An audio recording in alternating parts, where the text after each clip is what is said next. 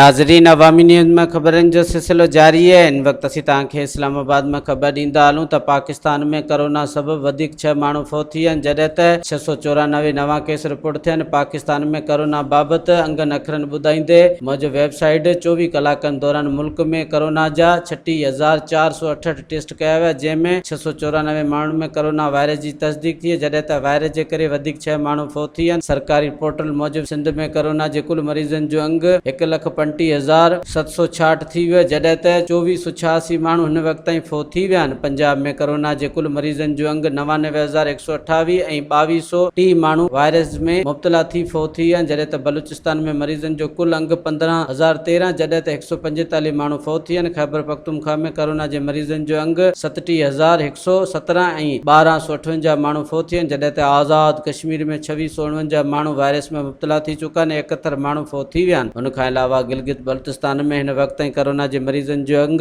3662 ऐं 85 माण्हू फ़ौत थी चुका आहिनि। मज़ीद खबरों और तफसीलात के लिए विजिट करें हमारी वेबसाइट www.awamiNewsHD.com।